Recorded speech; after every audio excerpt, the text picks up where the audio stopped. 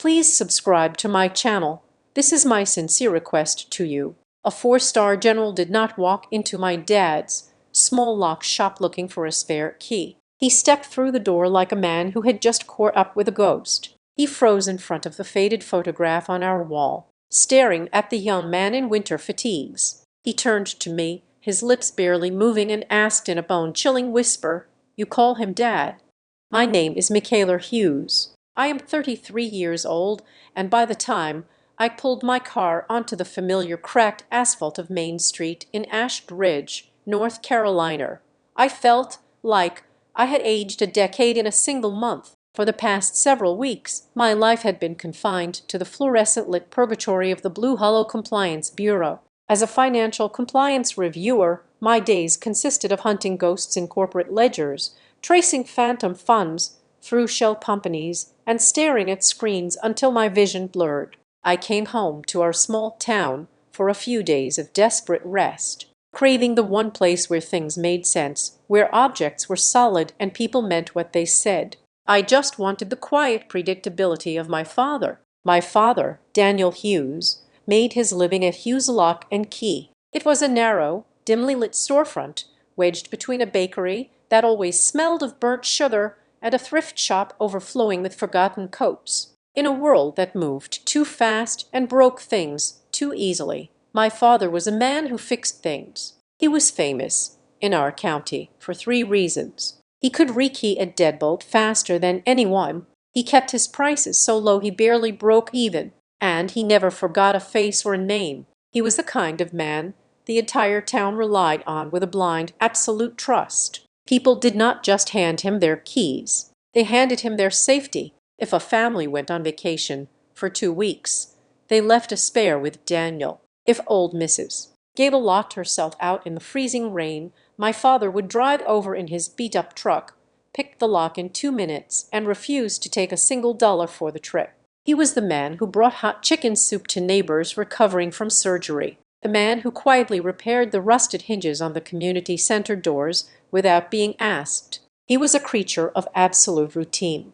Every evening, exactly at 6:00, he would wipe down the brass shavings from his workbench, turn the deadbolt on the front door, and switch off the neon sign. He was ordinary. He was safe. He was my dad. Yet, beneath the comforting scent of machine oil, brass dust, and the strong black coffee he brewed every morning, there was one single item in the shop that did not belong. It hung on the faded wood-paneled wall right behind the cash register, slightly crooked and trapped behind cheap, dusty glass. It was an old photograph. The picture showed a young man standing in an expanse of blinding gray snow. He was bundled in heavy winter military fatigues, his face half obscured by the collar of his jacket, but the eyes were undeniably my father's. The jawline, the quiet intensity, the stance, all belonged to the man who now spent his days cutting brass keys. Right beside him in the photograph lay the brutal, twisted wreckage of a heavily armored helicopter,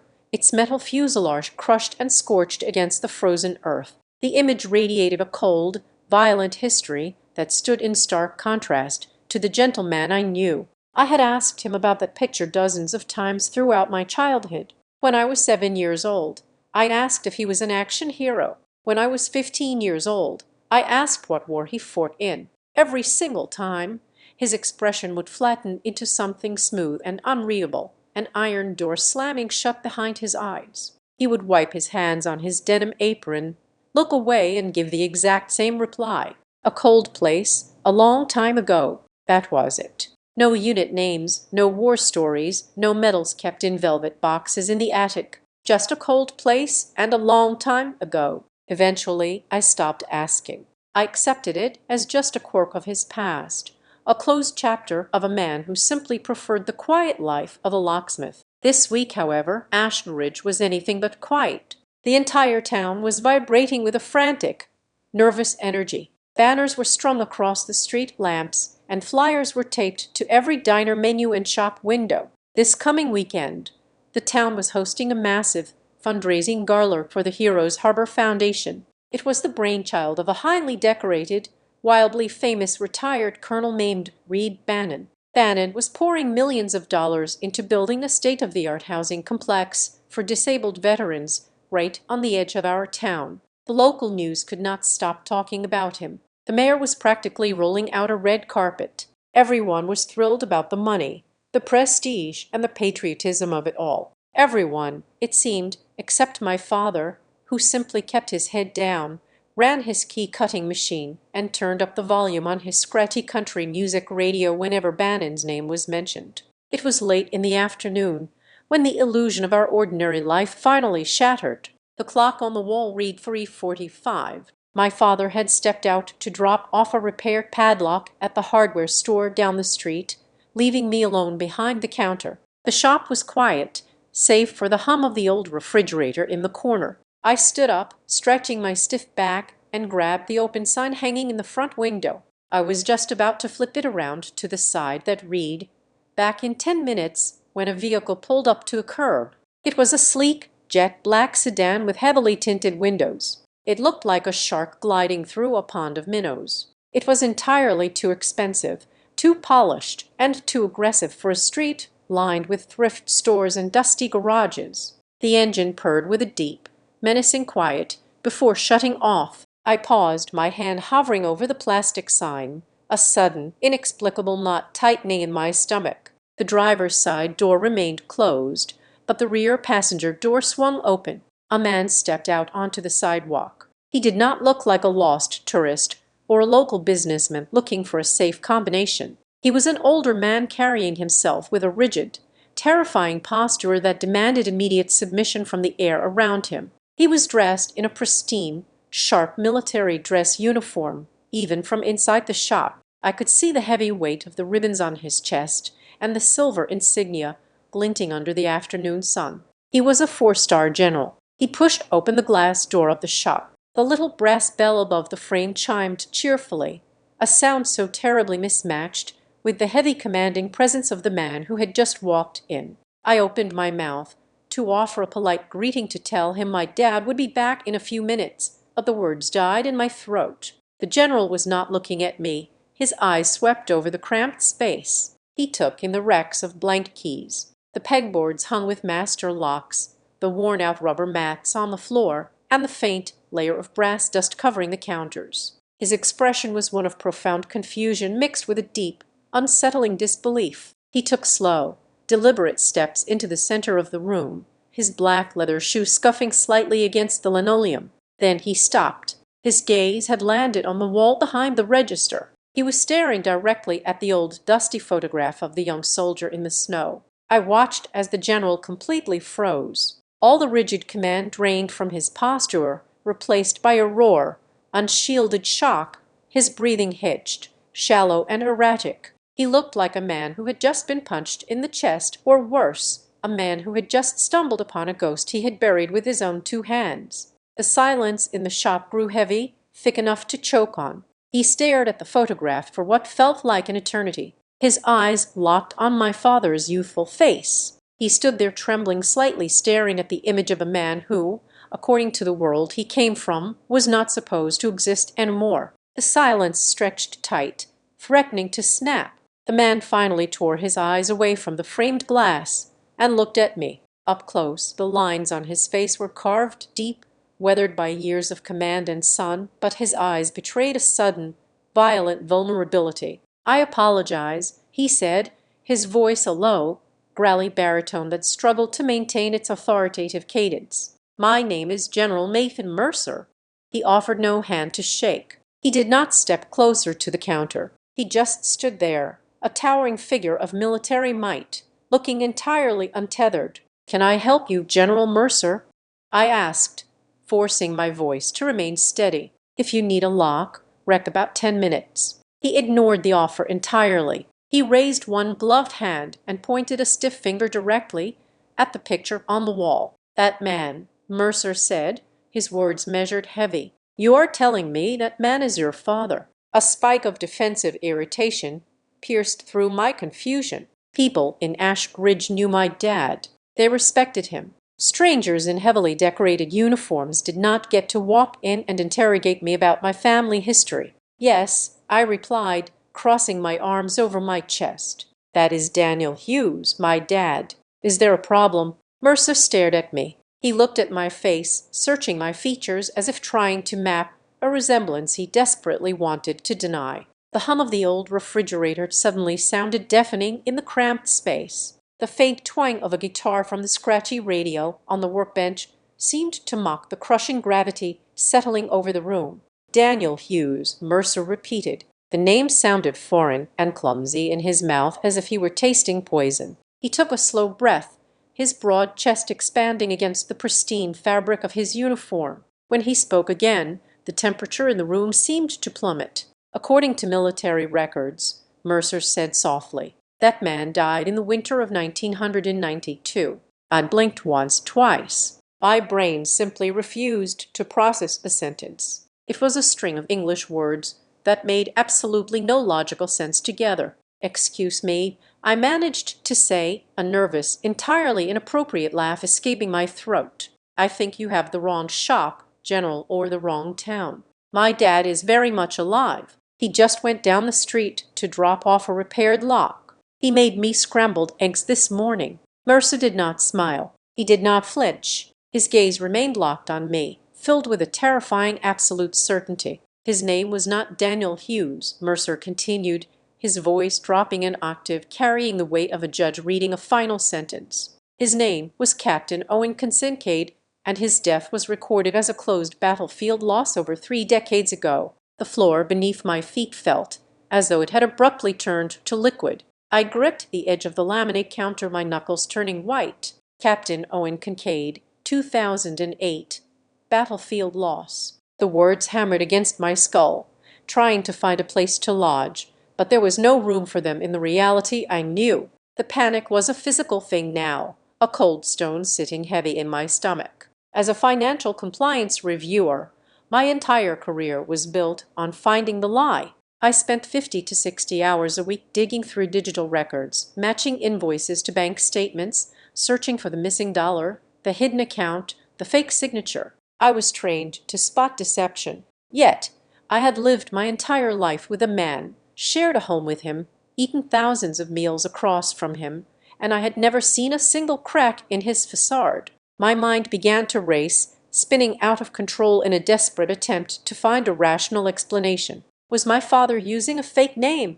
Was he running from something terrible? Did he commit a crime? Had he abandoned another family, another life before he married my mother? The solid, unshakable foundation of my entire existence was fracturing right in front of me. The man who fixed broken doors for widows. The man who carefully swept brass shavings every evening at 600 was suddenly a stranger, a dead man. "You are mistaken," I said. My voice was trembling now, stripped of all its previous bravado. "You have to be mistaken. Look at the photo again. Lots of people look alike.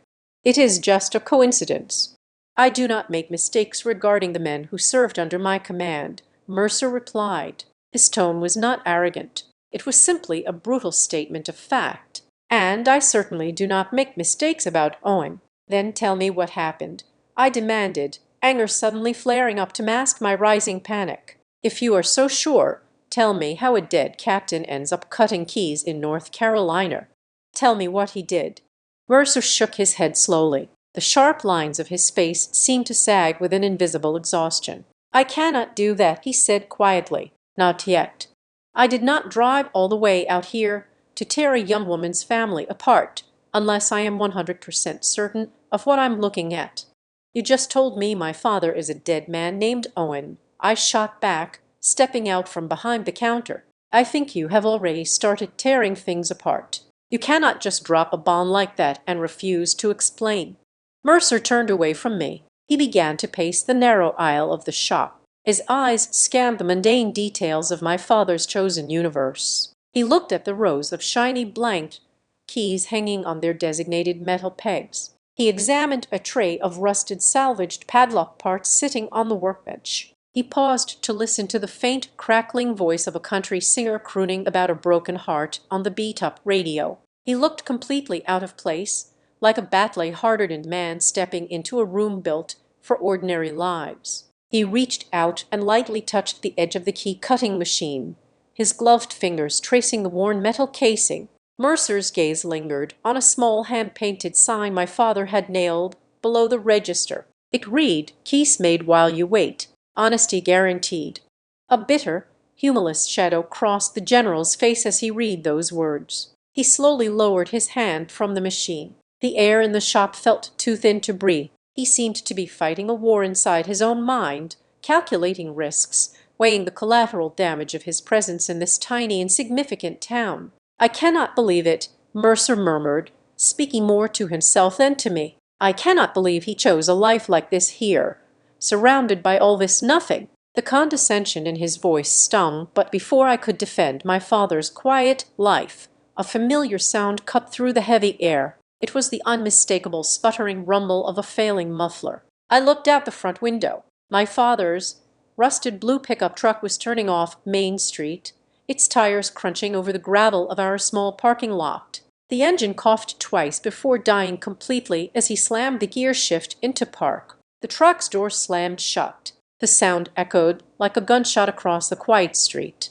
My father began walking toward the shop, his head down, dingling a ring of keys in his right hand. Every step he took on the concrete sidewalk felt like the ticking of a countdown clock. He was wearing his faded flannel shirt, his jeans stained with dark grease at the knees, a battered baseball cap pulled low over his graying hair. He looked completely perfectly ordinary. Inside the shop, General Nathan Mercer stopped moving. He slowly turned his back to the counter and faced the front door. The general straightened his spine, his shoulders rolling back, his chin lifting into a rigid, formal posture. His breathing shifted. It became shallow, controlled, tactical. He did not blink. He looked like a soldier standing on the edge of a minefield. Realizing too late that he had already stepped on the trigger, he stood perfectly still in the center of the dusty aisle, waiting for the ghost he had buried 17 years ago to walk through the glass door. The brass bell above the door announced his arrival just as it had done thousands of times before.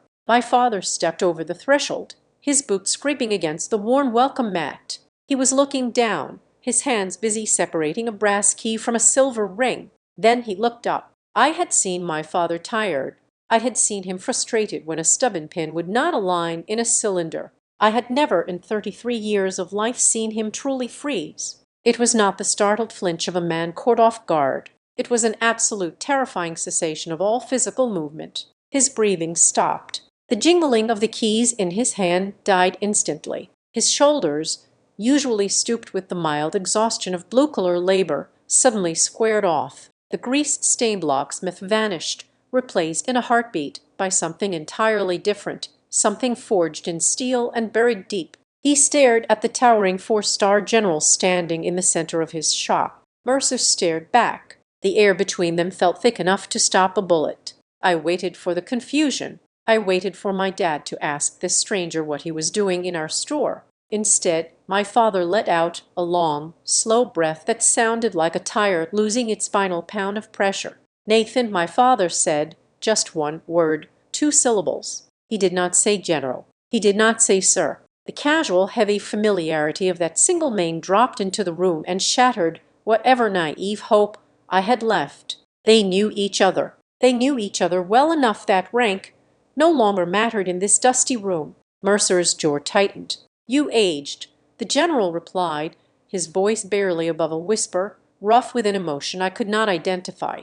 My father did not respond to the observation. He did not embrace his old acquaintance. Instead, he turned his back to us. He walked to the glass front door. With a slow, deliberate motion, he reached up and flipped the heavy deadbolt. A loud metallic click echoed through the shop. He then grabbed the frayed cord of the plastic blinds and pulled them down. Slat by dusty slat, the bright, cheerful afternoon sun of Ashbridge was instantly severed from the room. We were plunged into a dim amber shadow, illuminated only by the humming fluorescent all over the workbench. He reached over and clicked off the scratchy radio. The sudden silence was deafening. He turned back around and pointed a calloused finger at the wooden stool behind the register. He did not look like a father about to scold his daughter. He looked like a commander bracing for an incoming strike. "Sit down, Michaeler," he ordered. I did not want to sit. I wanted to run out the back door.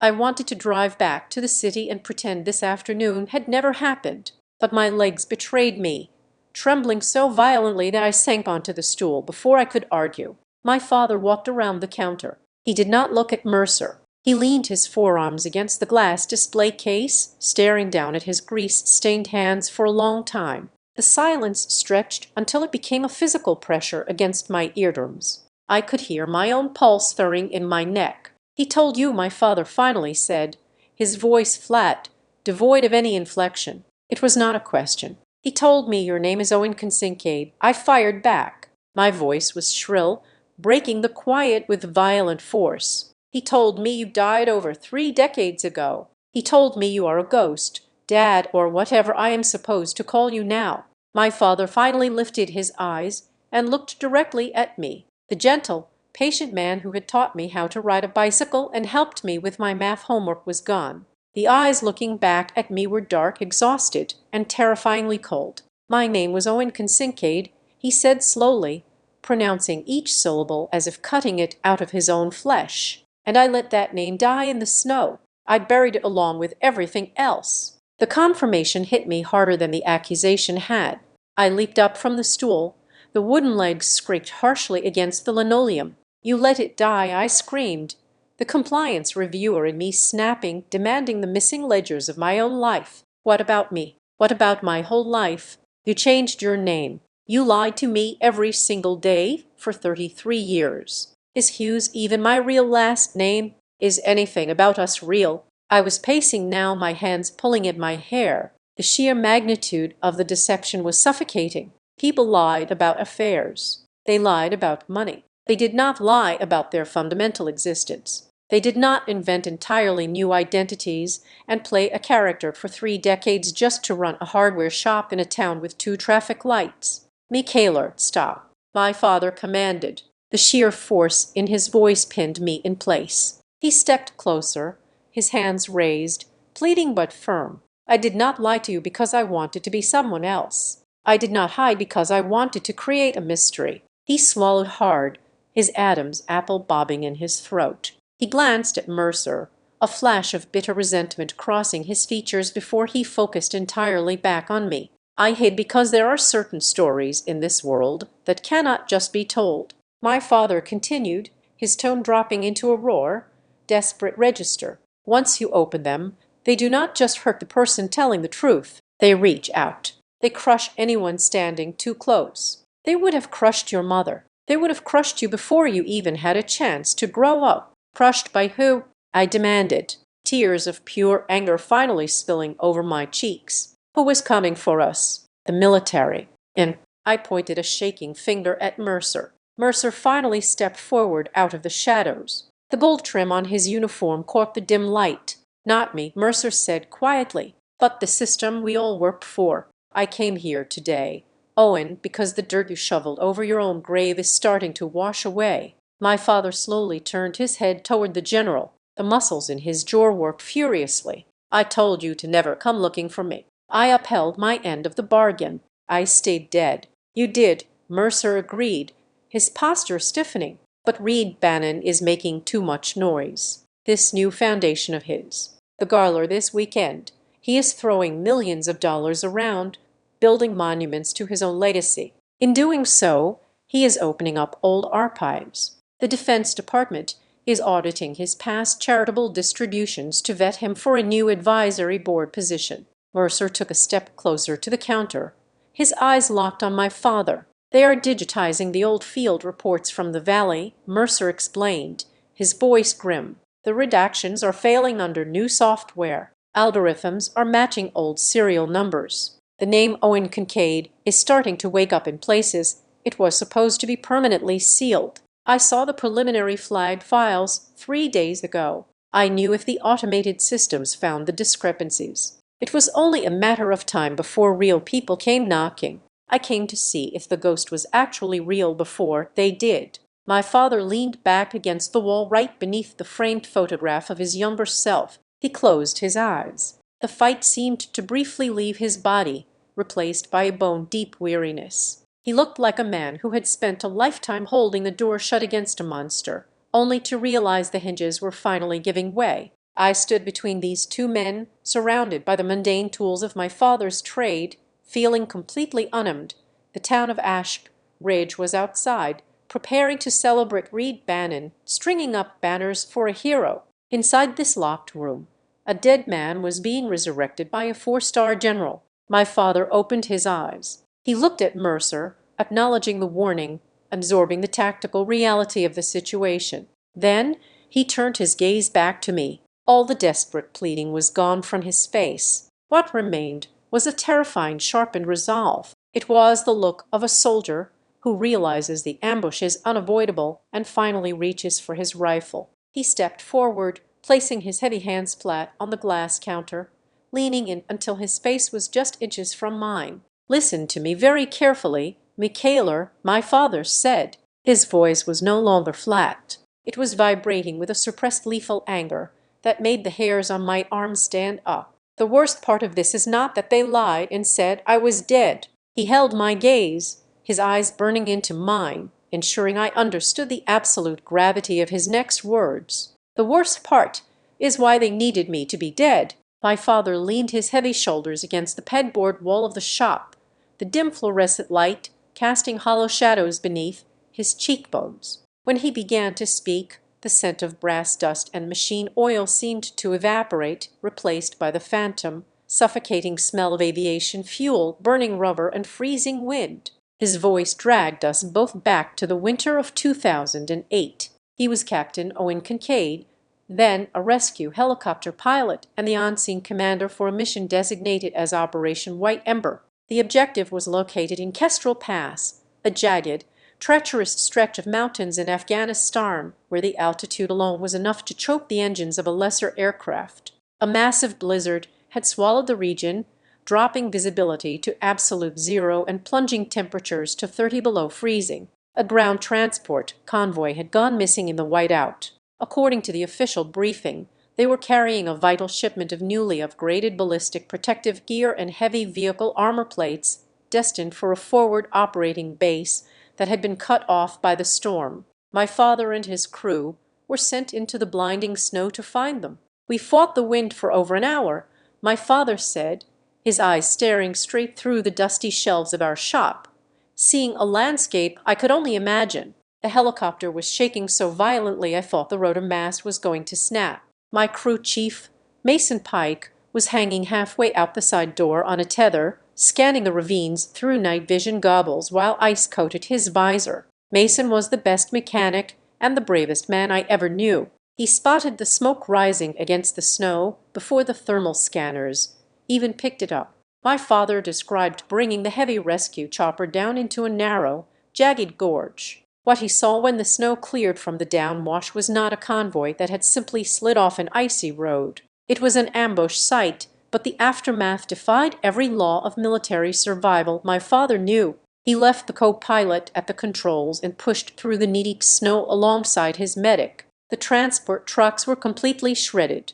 but as my father ran his gloved hand along the torn fuselage of the lead vehicle, his blood ran cold. The Militarira armor plating was supposed to withstand heavy machine gun fire and explosive shrapnel. Instead, the metal had sheared and folded inward like cheap aluminum siding. It was unnaturally thin, brittle, and entirely useless. Scattered across the frozen earth were the sealed cargo crates they had been sent to recover. The impact of the crash had split several of them wide open. They were almost empty. Inside the massive wooden crates meant to hold hundreds of pounds of high-density ceramic chest plates were just thick layers of packing foam weighted down with low-grade industrial steel brackets to fake the shipping tonnage. It was a graveyard built on a budget, my father whispered, the raw anger vibrating in his throat. They found the survivors huddled inside the hollowed-out shell of the rear transport. There were 3 young enlisted soldiers bleeding profusely and shivering in the lethal cold.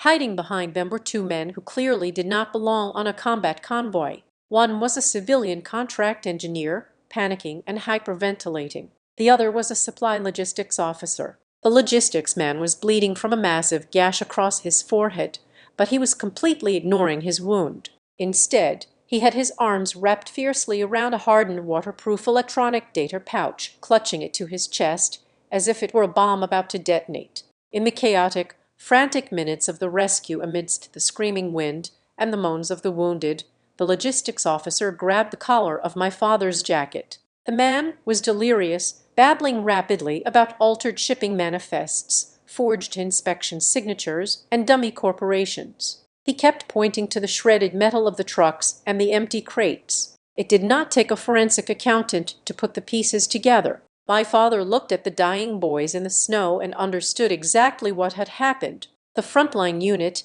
had been deliberately supplied with substandard counterfeit gear. Someone high up in the supply chain had approved the purchase of worthless scrap metal and foam, billing the military for top-tier armor and funneling millions of dollars in profit through middleman contractors. The data pouch the officer was holding contained the original unedited digital ledgers that proved the entire transaction. Standing in the freezing gorge, my father keyed his radio to contact the main base and report the situation. The voice that answered the encrypted frequency belonged to the colonel in charge of the regional supply lines. It was Reed Bannon. Bannon asked for a status update, my father said, his voice tightening into a bitter knot. I told him we had casualties. We had civilian contractors who were not on the flight manifest, and I told him the armor on the trucks was completely compromised. I told him about the data pouch. There was a long, heavy silence on the radio network, save for the crackle of static and the howling wind.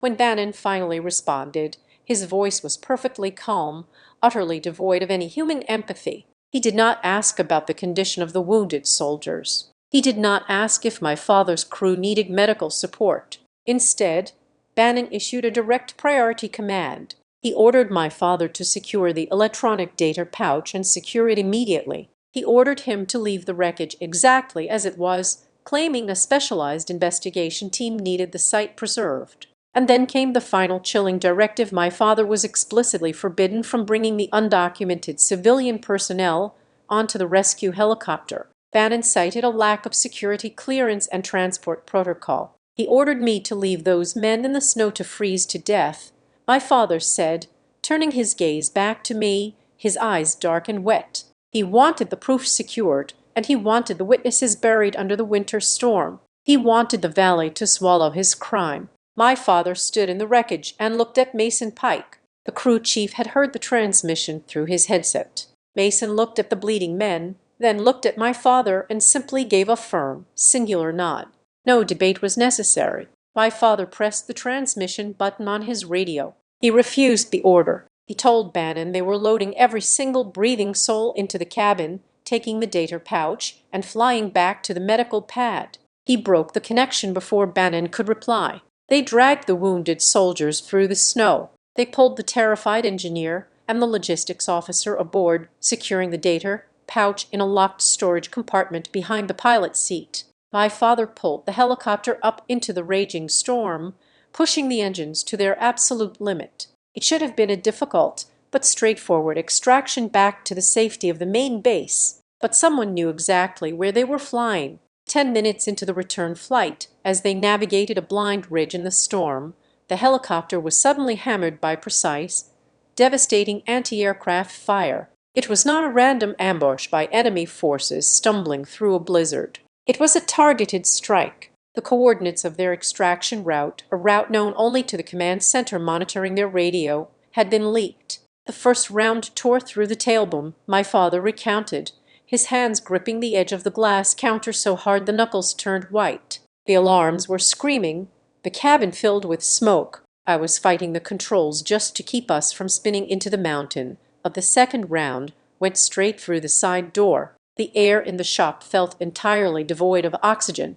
I watched a tear finally break free and track through the grease on my father's weathered cheek. It hit Mason, he said, his voice cracking under the weight of 17 years of suppressed grief. He was standing by the door trying to lay down cover fire. The shrapnel caught him in the chest and the neck. I could hear him choking over the intercom. My medic tried to stop the bleeding, but there was too much blood. Michaeler, there was so much blood on the deck. It was spilling out the side of the aircraft. My father managed to keep the crippled, burning helicopter in the air just long enough to crash land inside the secure perimeter of a forward medical camp miles away from their intended destination. The wounded soldiers survived. The civilian contractor survived.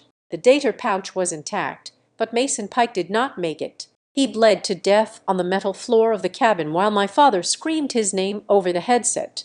My father stopped speaking. The silence in the lock shop was absolute, heavier than any physical weight. He stood there, Daniel Hughes, the gentle locksmith, completely stripped away, revealing the shattered soldier underneath. A crime of greed had been transformed into an act of cold-blooded murder. The blood on my father's hands did not belong to the enemy. It belonged to a loyal friend, spilled because a corrupt commander needed a secret to stay buried in the snow. When the skids of the shattered helicopter finally hit the concrete of the forward medical base, my father expected the frantic rush of trauma teams. He expected to be debriefed by his commanding officers about the ambush and the counterfeit armor. He expected a reckoning for the blood soaking the floor of his cabin. Instead, he was met by armed military police. They did not let him stay with Mason Pike's body. They did not let him wash the drying blood from his hands or his flight suit. He was immediately separated from his surviving crew, stripped of his sidearm, and marched across the compound to a sterile, windowless administrative bunker. The air conditioning inside the room was running so high it felt colder than the blizzard he had just flown through. There were no doctors waiting for him. There were only two men in pristine pressed uniforms who looked like they had never seen a day of actual combat in their lives. They sat behind a gray metal table, a thick file folder already open between them. The electronic data pouch, the item that had cost his crew chief his life, was sitting right next to the folder. They did not welcome me back as a pilot who just pulled 5 men out of a frozen grave, my father said, his voice dropping into a hollow, deadened register. They looked at me like I was a thief. They did not ask a single question about the wounded.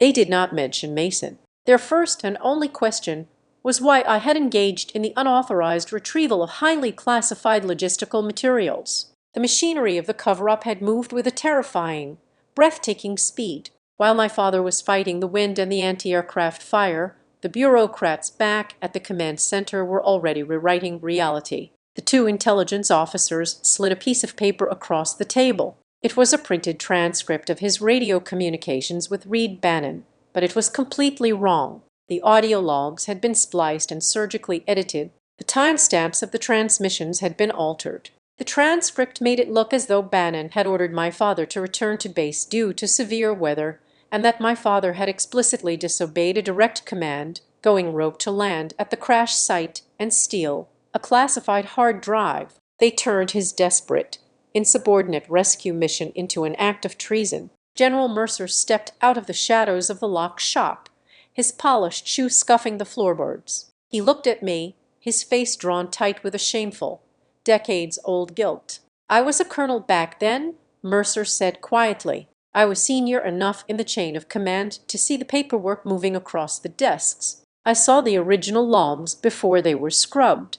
I knew Bannon was running a shadow ledger with the supply contractors, skimming millions of dollars off the top by buying defective gear. But I also knew how high up the protection went. Bannon had friends in the Pentagon, men with stars on their shoulders who were getting a cut of the profit." Mercer looked down at his own hands, the hands of a 4-star general, and seemed disgusted by them. "I realized the entire operation was rotten," Mercer confessed, the words tasting like ash in his mouth. "But I did not blow the whistle. I did not kick down the doors. I looked at the sheer size of the machine and I realized that if I threw myself into the gears, I would not stop it. I would only be ground into pieces along with your father. So I looked the other way. I let the system bury him." The betrayal in the bureaucratic bunker was colder and far more lethal than the bullets in the mountains. The military did not need to shoot my father. They could simply execute him on paper. While my father was trapped in that freezing interrogation room, my mother,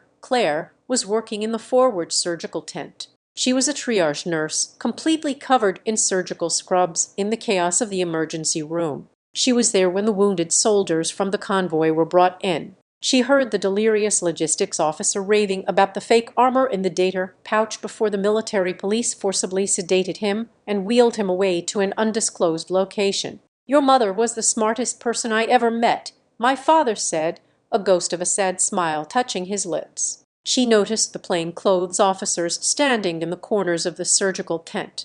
She overheard the brass whispering in the scrub rooms. They were talking about containing the fallout, about closing the file permanently before the press back home could catch the scent of the scandal. She knew they were building a trap for me before I even knew I was in it. The men in the interrogation room eventually gave my father his options. They were not negotiating. They were dictating the terms of his surrender. They told him he could demand a court-martial. If he did, they would charge him with insubordination, theft of classified materials, and reckless endangerment resulting in the death of an Allied serviceman. They would use the forged radio transcripts as their primary evidence. They promised him a guaranteed conviction, decades in the federal military prison at Leavenworth, and the total public destruction of his reputation. They would make sure the world remembered Owen Kincaid as a traitor who got his own crew chief killed for a payday, or they offered a second option, a silent agreement. They told me that Captain Owen Kincaid could simply die in the crash.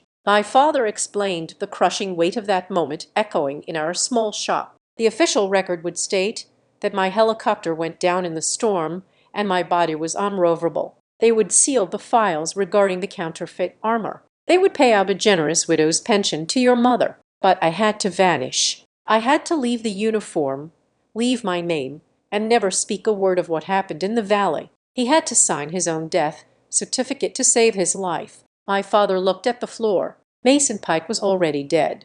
The data pouch was back in their hands. I knew the men at the top of the chain were perfectly willing to crush anyone to keep their seats of power. If I fought them, I would go to a concrete cell, and your mother would be left alone. He looked up at me, his dark eyes brimming with a fierce, protective love that absolutely gutted me. And your mother was 4 months pregnant with you, Michaela, he whispered. I was not going to let my daughter grow up visiting her father through a pane of reinforced glass in a federal penitentiary. I was not going to let you carry the last name of a disgraced convicted traitor. So I took the deal. He let Owen Kincaid die on paper. He took my mother's maiden name, Hughes. They packed whatever fit into a single duffel bag and disappeared into the vast quiet expanse of Middle America. They found Ash Ridge, a town so small it barely registered on a map. He opened Hughes' lock and key. He spent the next 33 years cutting brass, repairing deadbolts, and keeping his head down. He severed every single tie to his former life, swearing a silent oath that his daughter would grow up with an ordinary, boring, dependable father. He refused to be a walking military scandal. I stood in the center of the shop, the silence pressing against my eardrums. My chest felt tight, constricting around a massive, complicated knot of emotion. 10 minutes ago I was furious. I felt betrayed by the man who had lied to me every day of my existence. But listening to the raw, undeniable truth of his story, I felt the anger toward him suddenly dissolve. It washed away, leaving behind a profound, aching pity. My heart softened as I looked at his calloused hands, realizing the immense, suffocating sacrifice he had made just so I could have a normal childhood. But as the pity settled, a new, much darker emotion began to rise in its place. The anger returned, but it was no longer directed at my father. It was directed outward. It was directed at General Mercer, who stood in our shop wearing the stars he bought with his silence. And most of all, it was directed at Reed Bannon, the man currently being paraded around our town as a charitable hero. My father did not run away from the war. He did not run away from the enemy. He ran away from a legally stamped, officially sanctioned cover-up. He was forced into exile by a machine that protected its own wealth over the lives of its soldiers. My father was a hero who had been buried alive by cowards, and those cowards were still walking in the sun. General Mercer reached into the breast pocket of his uniform jacket. He pulled out a tightly bound thick manila folder and placed it flat on the scratched glass of the display case. The heavy slap of the paper against the glass broke the stifling hold of the past, dragging the air in the room violently back to the present. He flipped the cover open. Inside was a chaotic mix of highly classified military documents from over a decade and a half ago, side by side with freshly printed financial spreadsheets, columns of black ink, detailed logistics chains, supply requisitions, and massive offshore bank transfers. I brought everything my clearance could pull before the system locked me out, Mercer stated, tracing a finger down a list of corporate entities. "These are the subcontractors Banning used in the valley, and these," he pointed to a second column, "are the vendors currently receiving grants from his new charity, the Heroes Harbor Foundation." I leaned over the counter, my eyes automatically adjusting to the familiar structure of a financial audit. For years, I had spent 40 hours a week at the Blue Hollow Compliance Bureau, hunting for exactly this kind of structural anomaly. I read the first vendor name, then the second.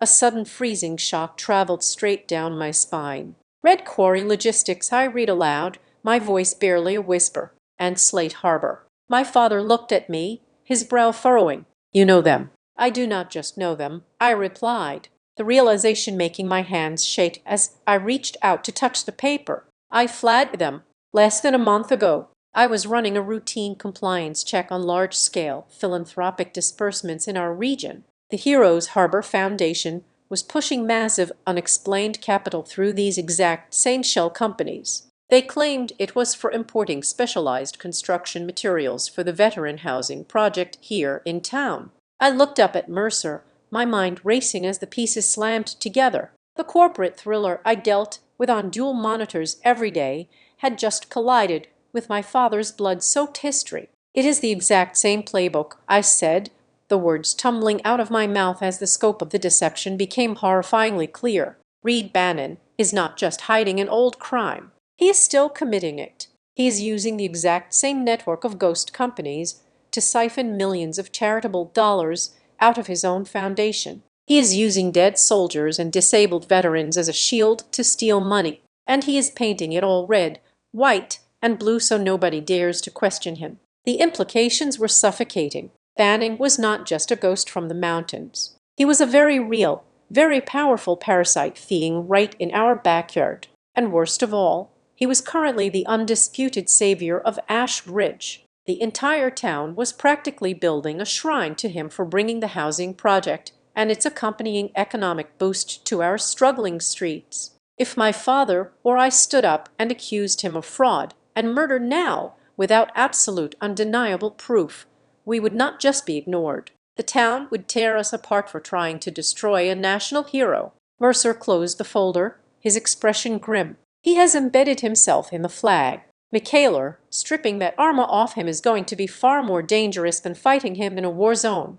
The meeting in the lock shop ended shortly after, but the suffocating tension only tightened its grip. The past had officially breached the present, and the counterattack started faster than any of us could have anticipated. That very same evening, I was sitting at the worn oak dining table in our small house, staring at my laptop screen. I was trying to log into the Blue Hollow remote server to pull the records I had flagged last month. I needed to see the numbers again. I needed to trace the routing digits. Suddenly, my cell phone vibrated violently against the wood. The caller ID showed the private mobile number of my regional director at the Compliance Bureau. He never called after business hours. I answered the phone. He did not bother with a greeting. "Michaeler, step away from your computer right now," my boss ordered, his voice tight with an unprecedented panic. "I just got an alert from the executive security team. Your employee credentials have been severely restricted. You tricked a massive internal security wire when you tried to access the historical data on the Heroes Harbor accounts." I was just reviewing my own previous flags, I argued, trying to keep my voice steady. "It is standard procedure." "Not anymore," he snapped back. "Those files were reclassified under an active federal review tier less than 2 hours ago. Someone very high up the food chain just put a massive lock on those specific ledgers. Human Resources is talking about an administrative suspension first thing tomorrow morning. Do not log back in. Do not touch those files. I cannot protect you if you cross whatever line you just found." The line went dead. I sat in the silent kitchen, staring at the darkened screen of my phone. The digital walls were already closing in. Bannon knew someone was looking. Less than 24 hours later, the attack shifted from the digital world to the physical streets of our town. Ash Ridge was a place where news traveled exclusively through word of mouth, diner gossip, and a highly active, unmoderated community watch blog on the internet. By noon the next day, a new post had exploded across the local forum. It was published by an anonymous account, but the phrasing was sharp, leaderly insulated, and utterly devastating. The post questioned the background of our local beloved locksmith. It suggested that Daniel Hughes was not the quiet widower he claimed to be. It cited anonymous military sources, claiming he was engaging in stolen valor, hinting that he had fraudulently obtained military benefits under a false identity and was harboring a dark,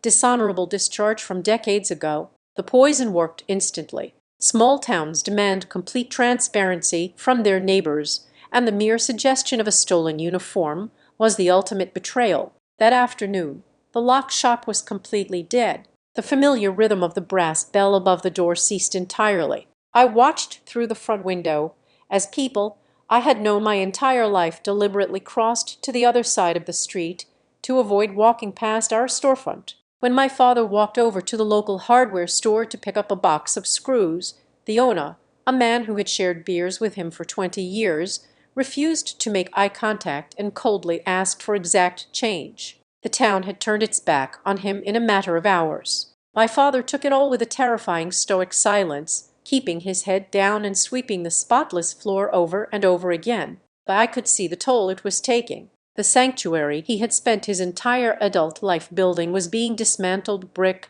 by brick. The final blow of the day came long after the sun had set. It was nearly 2:00 in the morning. I was lying awake in my childhood bedroom, staring at the ceiling, listening to the old house settle. The silence of the night was suddenly obliterated by the explosive, violent sound of shattering glass. I bolted out of bed, my heart hammering against my ribs, and sprinted down the hallway. My father was already in the living room, standing perfectly still in the dark. Someone had driven past our house and hurled a heavy, jagged masonry brick straight through the large front window. Shards of glass were scattered like ice across the woven rug and the worn fabric of the sofa. The cold night wind was howling through the jagged hole, bringing with it the distant sound of tires squealing away down the asphalt.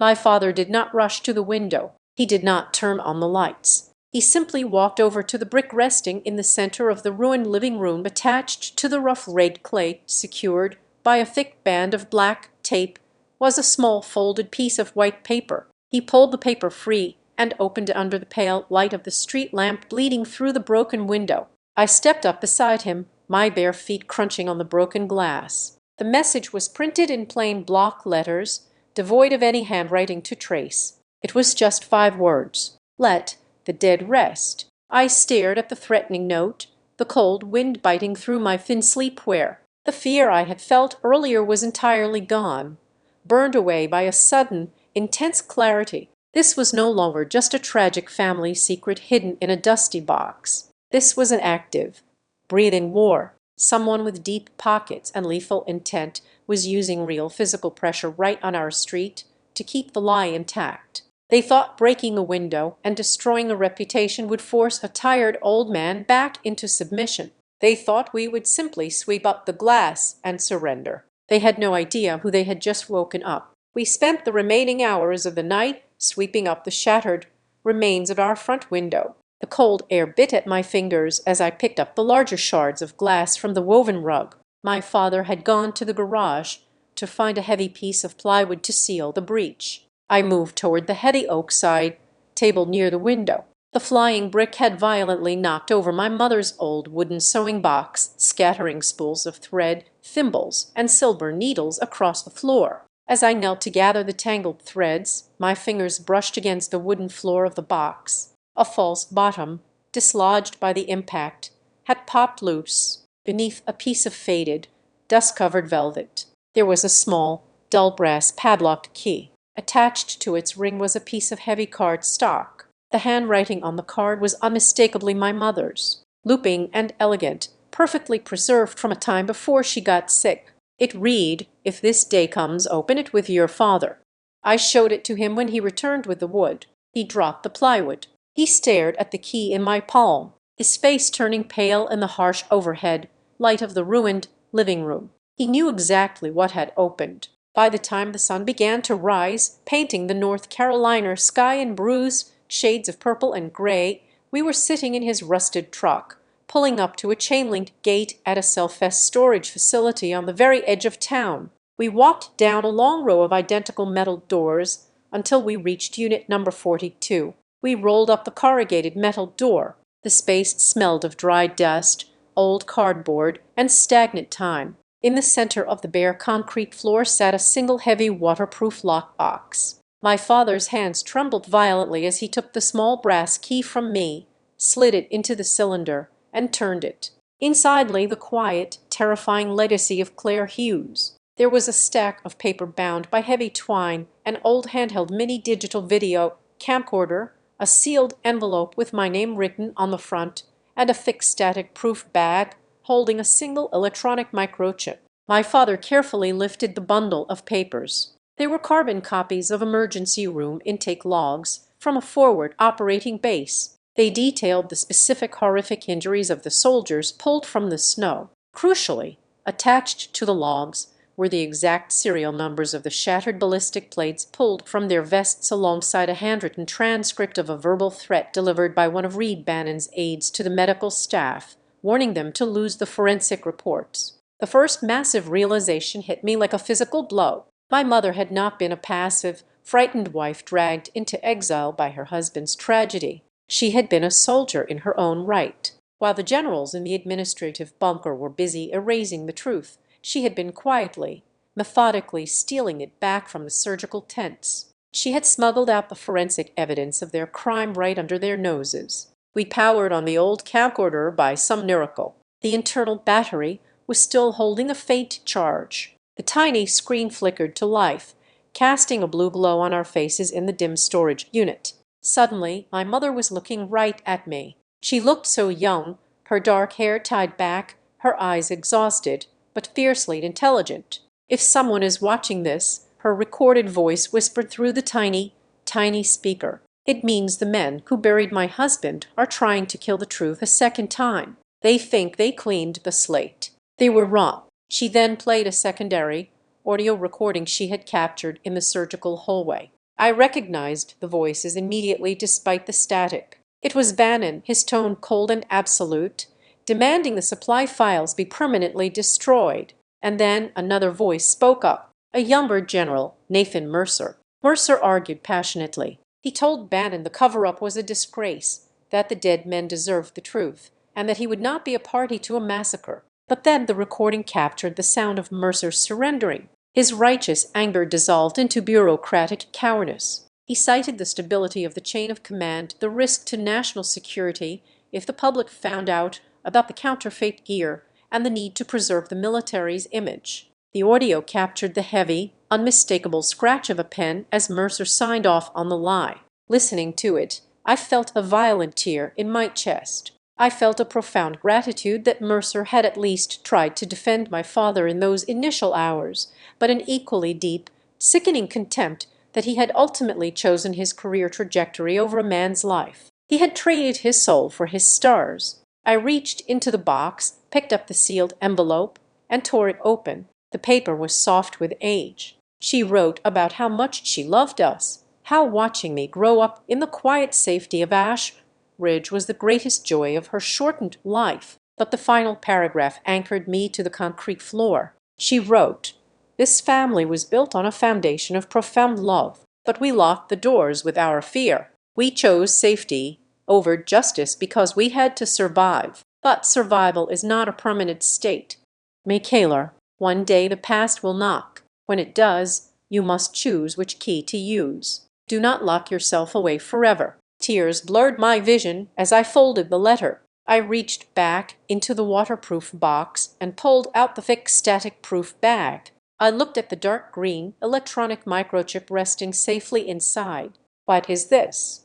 I asked, holding it up. My father stared at it, his breathing growing shallow, his eyes wide with disbelief. "That is the navigation memory board for my helicopter." I ripped it out of the central console while the cabin was filling with smoke right before the military police dragged me away. I thought I lost it in the chaos. I thought they confiscated it. He explained exactly what it meant. That tiny piece of silicon held the raw, unalterable global positioning data from the night of the crash. It would definitively prove that the extraction coordinates sent to his cockpit had been maliciously altered mid-flight, redirecting his helicopter directly into the path of the anti-aircraft fire. It was the digital murder weapon. It proved Bannon had deliberately set a trap to kill his own men to protect his supply fraud. My father suddenly reached into the box. He gathered the tapes, the hospital logs, the microchip, and the letter, clutching them desperately against his chest. His eyes were wild, filled with the exact same protective, blinding terror that had driven him to change his name 17 years ago. "We have to burn it," he said, his voice cracking, edging on absolute panic. "We have to destroy it all right now. If Bannon knows we have this, he will not just throw a brick through our window. He will kill you, Michaela. He will wipe us out. I will not let him take you. I will not lose my daughter to this war." He turned toward the open metal door of the storage unit, looking out at the gravel lot, desperately searching for a place to light a fire and reduce our only salvation to ash. I stepped in front of him, physically blocking his path to the exit. I placed my hands over his, feeling the frantic, desperate tremor in his calloused fingers. I looked into the eyes of the man who had sacrificed his entire identity, his honor, and his history just to buy me a peaceful childhood. The fear in his heart was born of pure love, but it was a cage we could no longer live inside. "Dad, stop," I said, my voice completely steady, carrying a weight and authority I had never felt before in my entire life. I gently but firmly pulled the box of evidence back from his grip.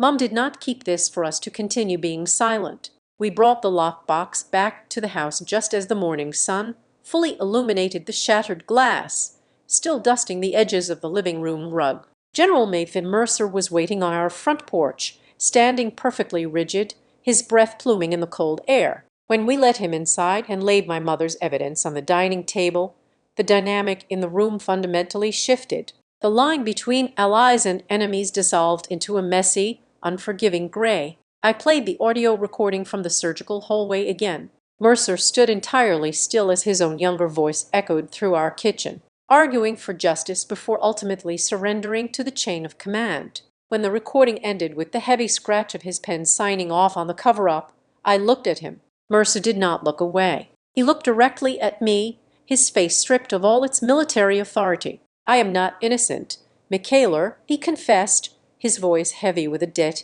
he had carried for nearly 2 decades. "I knew the system was bearing a good man to protect a thief. I told myself I could do more good from the inside if I stayed in uniform and climbed the ranks. But the truth is my career advanced because I chose to stay silent. Every promotion, every star on my shoulder was bought with your father's ghost. It is a debt I can never repay." My father, who had been standing near the sink, suddenly moved. The roar, desperate fear he had shown at the storage unit instantly transmuted into a violent, blinding rage. He grabbed Mercer by the collar of his dress uniform, slamming the 4-star general against the refrigerator. The heavy appliances rattled. "You signed the paper." My father snarled, his forearm pressed hard against Mercer's chest. "You knew Bannon was betraying us. You knew Mason died on my deck, and you helped them cover it up. Leave my house. Leave before I lose control." Mercer did not argue. He kept his hands at his sides, accepting the violence as if he had been waiting 17 years to receive it. "You have every right to throw me out." "Owen," Mercer rasped, struggling for air. "But if I leave, you lose the only piece that connects your microchip to Bannon's direct orders." My father hesitated, his muscles trembling with the effort of holding his anger back. He slowly released his grip, stepping back, but keeping his fists clenched. Mercer straightened his jacket, taking a deep, ragged breath. He walked to the front door and opened it. A woman had been waiting in the black sedan parked at the curb. She stepped out and walked up the pathway. She was in her early 50s, wearing a sharp civilian trench coat, her eyes scanning the broken window in the plywood barrier with a clinical, unbothered precision. "This is Aaliyah Brooks." Mercer introduced her as she stepped into our ruined living room 17 years ago. She was the lead signal intelligence specialist at the regional command center. She was the one working the radio switchboard the night of the storm. Helena did not offer a polite greeting. She walked straight to the dining table and looked at the green microchip resting in the static-proof bag. They scrubbed the official audio logs.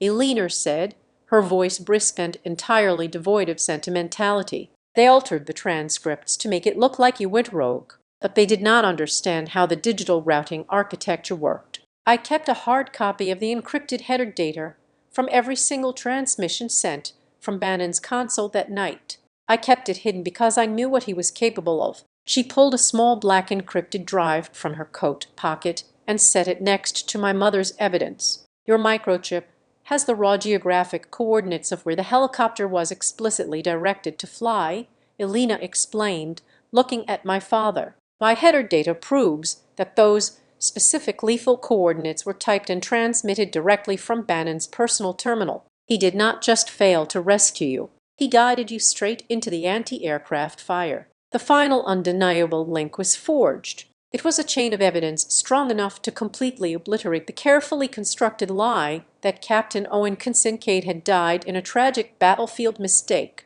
It was premeditated murder, but Bannon was not a man who fought with simple weapons. As the sun climbed higher, the counterattack arrived, and it was devastatingly refined. It did not come in the form of another brick through the window. It came through a polite, heavily monitored phone call to our landline. The voice on the other end belonged to a high-powered corporate attorney representing the Heroes Harbor Foundation. The lawyer spoke with a sickeningly smooth cadence. He made a proposition. The foundation was aware that Daniel Hughes was experiencing some local distress regarding his past. The foundation was willing to establish an unprecedented multi-million-dollar community revitalization grant specifically for the town of Ash Ridge. They would fund new schools, pave the roads, and guarantee the completion of the massive veteran housing project that the entire county was relying on for economic survival. There was only one condition. Daniel Hughes and his daughter had to sign a permanent ironclad non-disclosure agreement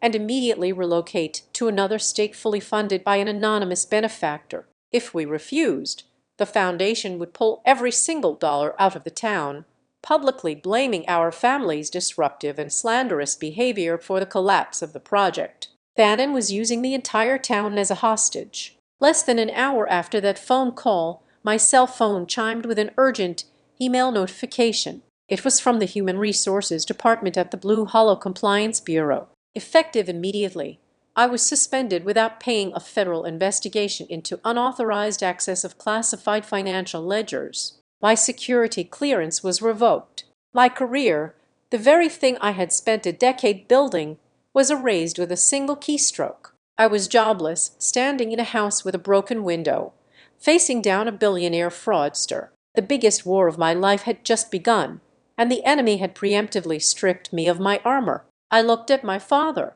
He was staring out the back window at the small, dead garden. The fight was visibly draining out of him. The community pressure was a weight he knew how to measure, and the math was breaking his spirit. Hundreds of people, my father whispered, rubbing a hand roughly over his face. Hundreds of people in this town need those construction jobs. The local businesses need the revenue from the housing project. If we take Bannon down, the foundation collapses, the money disappears, the veterans lose their homes, and the town loses its future. Ashby Ridge will hate us forever. He turned around, his eyes filled with the exact same agonizing compromise he had made 17 years ago. Maybe we should take the deal. Michaeler, he said, his voice cracking with defeat. You lost your job. We are losing our home. If we sign the papers and leave, at least the town gets what it needs. At least some good comes out of Bannon's dirty money. I cannot let you destroy your entire life for a ghost. He was wavering. He was standing right on the precipice of surrendering the truth to save the people around him, just like he had done in the frozen valley. I walked across the kitchen and grabbed his arm, forcing him to look directly into my eyes. I refused to let him retreat into the shadows again. No, I said, my voice cutting through the heavy air with absolute certainty. We are not running. We are not taking his money. And we are not hiding. My father tried to pull away, but I held on tighter. Dad, listen to me, I pleaded, but there was no softness in my tone. It was the sharp, unyielding edge of a compliance officer who had found the fatal flaw in the ledger. If a housing project meant to honor disabled veterans has to be built on a foundation of stolen charity and the corpses of wrongfully killed men, then it is not a decent project. It is a monument to a murderer, and it is absolutely not worth saving. I pointed at the table at the microchip, the tapes and Aliner's drive. Mason Pike did not die so Reed Bannon could buy a town's loyalty, I told him, feeling the fierce, uncompromising spirit of my mother burning in my chest. Bannon is using patriotism as a shield. I say we rip it out of his hands and let the whole world see what he's hiding behind it. My father stared at me for a long, quiet moment. He looked at the evidence on the table, then at Mercer, and finally back to me. The tired, defeated locksmith slowly faded away. The posture of Captain Owen Kincaid returned, settling into his shoulders with a terrifying permanence. We were going to war. The Ash Ridge Community Center had been transformed from a dusty municipal gymnasium into a high-stakes political theater. Hundreds of chairs draped in white linen filled the expansive floor. Giant glossy banners bearing the Heroes Harbor Foundation logo hung suspended from the steel rafters, flanked by massive pristine American flags. The regional press was out in full force, their camera flashes popping like silent artillery fire in the dim room. Local politicians, wealthy corporate donors, and the town council members were all dressed in their finest evening wear, sipping expensive champagne that had been paid for by the blood of dead soldiers. It was a masterpiece of sociopathic public relations. Right in the center of the main stage, covered by heavy black velvet drape, stood a polished granite memorial. I knew exactly what was carved into that stone because the foundation had proudly leaked the press release to the local paper that very morning. It was a tribute to the fallen of the Afghan theater, and right at the top, carved in shimmering gold lettering, was the name Captain Owen Kincaid. Reed Bannon was planning to stand under the bright stage lights, look out at the flashing cameras, and use my father's stolen identity as a theatrical prop. He was going to use a tragic anecdote to milk millions of dollars from the teary-eyed crowd, painting himself as the ultimate patriot. I was standing in the shadows of the upper mezzanine hallway, clutching a heavy black laptop bag tightly against my chest. General Nathan Mercer was already down on the main floor, dressed in his immaculate formal uniform, quietly mingling with the local dignitaries. But he was not alone. Scattered throughout the crowd, sitting at various tables and wearing unremarkable civilian suits, were 6 members of an independent military investigative tribunal. Mercer had pulled every single political favor he had left in Washington to get them into this room. But our trap had a massive, dangerous catch. The investigators could not move on Bannon based on a private accusation or a sealed folder. Bannon had too many powerful allies, too many senators in his pocket, and too much money. If we handed the evidence to the authorities quietly, it would vanish into a classified vault forever. The evidence had to be detonated publicly, undeniably, and simultaneously in front of the cameras so that no shadow committee could ever bury it again. Inside my bag was a single encrypted digital drive. I had spent the entire afternoon sequencing the strike. It was a 4-part execution, primed and ready. First, the video of my mother testifying from the forward surgical tent. Second, the massive financial spreadsheets cross-referenced with the Foundation's current offshore accounts, proving the ongoing embezzlement of charitable funds. Third, a split-screen synchronization of Alina Brooks' intercepted transmission headers matching the exact geographic navigation data from my father's helicopter microchip, proving the deliberate ambush. Finally, a live secured video link waiting to be connected to one of the surviving enlisted soldiers from the convoy, ready to testify from his living room in Ohio. We had the weapon. We just needed to access the firing mechanism. The plan was straightforward. I needed to get inside the central audio and visual control room overlooking the main floor, hijack the master projection system, and broadcast the drive directly to the massive screens behind the stage. But Bannon was an apex predator, and predators possess a terrifying instinct for danger. As my father and I approached the control room at the far end of the mezzanine corridor,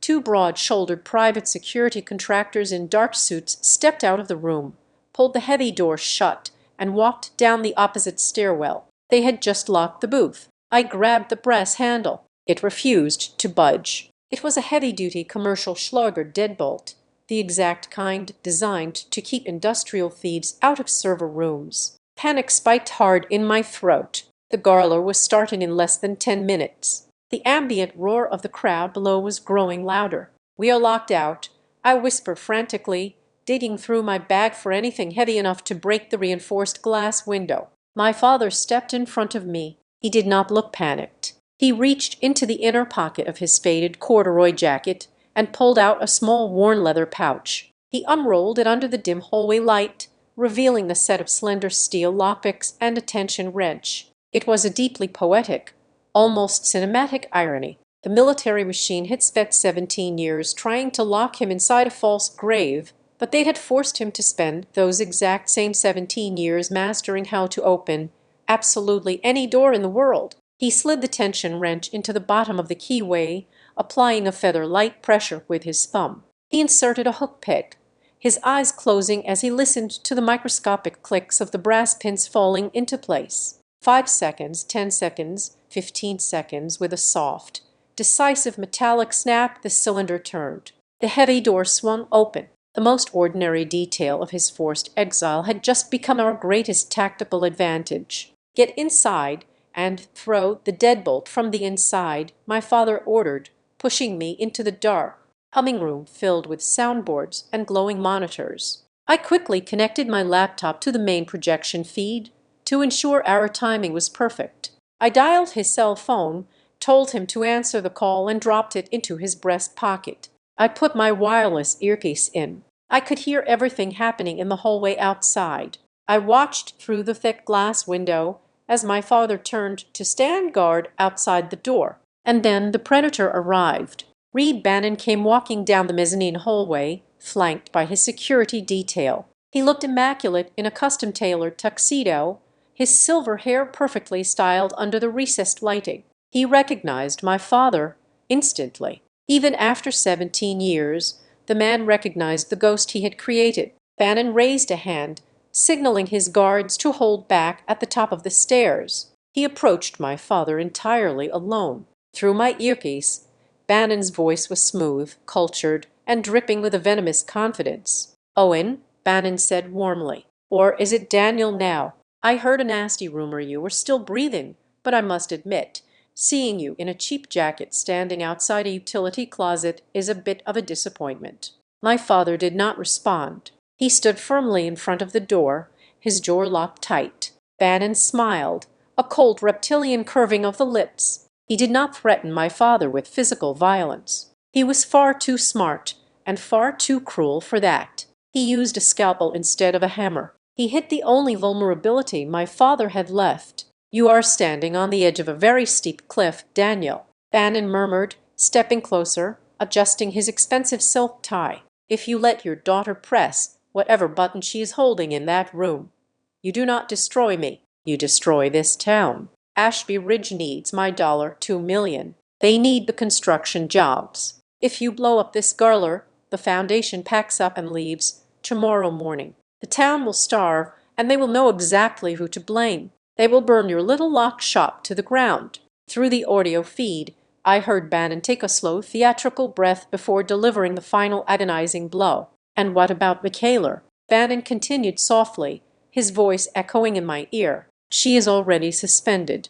I have friends at the Federal Reserve. If you walk away right now, her compliance career is reinstated by Monday morning with a full promotion. If you stay, she's blacklisted from the financial sector for the rest of her life. And you lose the peaceful, ordinary life you sacrificed everything to build. You become a circus act, a disgraced pilot dragged through the mud on national television. Go home, Daniel. Be the locksmith. Keep your daughter safe through the glass." I saw my father's shoulders physically slump. The brutal math of the sacrifice was grinding him down all over again. He looked at the carpeted floor. He had spent his entire adulthood believing that keeping a quiet home and protecting me was the ultimate unquestionable victory. He actually took a half step away from the door, turning his body toward the exit stairwell. Bannon's smile widened into a victorious, arrogant grin. My heart stopped.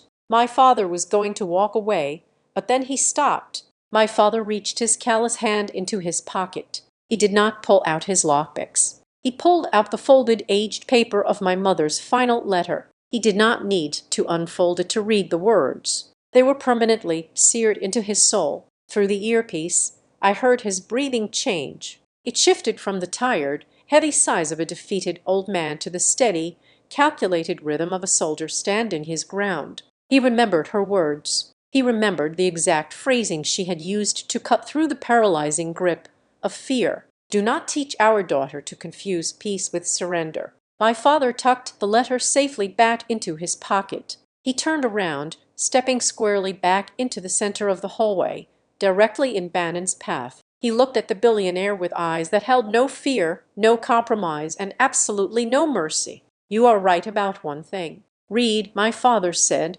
his voice ringing with a terrifying absolute clarity. "I am a locksmith, and tonight I am breaking your locks." He turned his head slightly toward his breast pocket. "Lar," he said, knowing I was listening intently to every single word, "get ready to light him up." With that, my father turned his back on Bannon, walked past the bewildered security guards, and pushed open the heavy double doors leading directly into the blinding lights of the main hall. Reed Bannon stood center stage, bathed in the blinding warmth of a dozen theatrical spotlights. He gripped the edges of the clear acrylic podium, his voice echoing through the massive acoustic speakers thick with manufactured grief. He spoke of honor. He spoke of ultimate sacrifice and the heavy burden carried by those who serve. He gestured grandly toward the black velvet draped beside him, pulling a golden cord to let the heavy fabric fall to the floor. The polished granite memorial gleamed under the lights. He pointed directly at the top line of the etched stone. "Captain Owen Kincaid," Bannon proclaimed, his voice trembling with a perfectly practiced emotion. He paraded my father's stolen death around the room as if he held the exclusive copyright to his soul.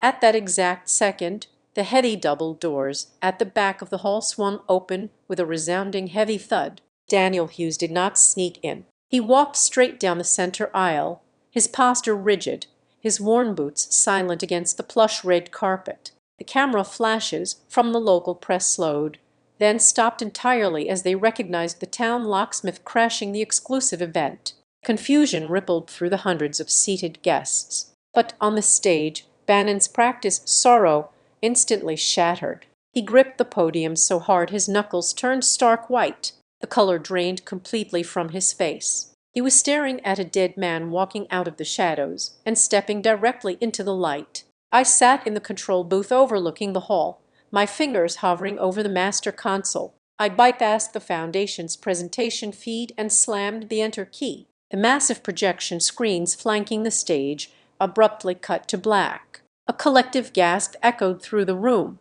Then a grainy blue-tinted video flickered to life. My mother's face, exhausted but fiercely resolute, loomed 30 feet high above the crowd. Her voice, preserved in secret for nearly 2 decades, filled the silent hall. She spoke calmly into the old camera lens, explicitly naming the defective ballistic plates, listing the altered casualty reports, and detailing the verbal threats delivered to the surgical staff to destroy the evidence. She reached out from beyond the grave and wrapped her hands tightly around Bannon's throat. I did not give the crowd time to process the shock. I triggered the next sequence on the drive. The massive screen split on the left side. The raw navigation data from the recovered helicopter microchip scrolled in stark green text. On the right side, the encrypted transmission headers verified by the Leaner Brooks aligned perfectly with the timestamps. I leaned into the control room microphone, my voice booming across the auditorium. I did not yell. I spoke with the lethal, unyielding precision of an auditor presenting a fatal deficit. I traced the millions of dollars stolen from the Afghan supply lines directly into the shell companies currently funding the Heroes Harbor Foundation. I laid out the financial anatomy of a murder, showing how the man on stage had guided his own soldiers into an ambush to protect his bank accounts. Chaos began to bubble among the wealthy donors and local politicians. Bannon lunged for the microphone on the podium, desperate to regain control, screaming that it was all a fabricated lie, a deep fake, a malicious extortion attempt by a disgruntled local family before he could form another lie. General Nathan Mercer stood up from his front row seat. He turned his back to the stage and faced the hundreds of guests. He stood tall, his chest covered in the gleaming ribbons and medals of a four-star general. Mercer raised his voice, a commanding baritone that immediately demanded absolute silence. "The evidence is authentic," Mercer declared, essentially lighting a match to his own pristine legacy in front of the press. "I know it is authentic because I was the commanding officer who signed the fraudulent casualty report. I helped bury the truth to protect the stability of the chain of command. I am guilty, and Captain Owen Kincaid is standing right there." The room exploded into an absolute uproar. The local news crew scrambled to point their cameras at Mercer, then at my father, and finally back to the stage. But Bannon's sheer arrogance finally betrayed his intelligence. Cornered, sweating profusely under the stage lights, his composure completely snapped. He grabbed his microphone, pointing a shaking finger at the projection screen. "That data is impossible to verify," Bannon screamed over the noise, his voice cracking with pure, unadulterated panic. The central archives at the forward base were completely wiped at 0200 hours the night of the storm. There is no original copy left to match. The entire hall went dead silent again. I had not mentioned the central archives on the presentation slide.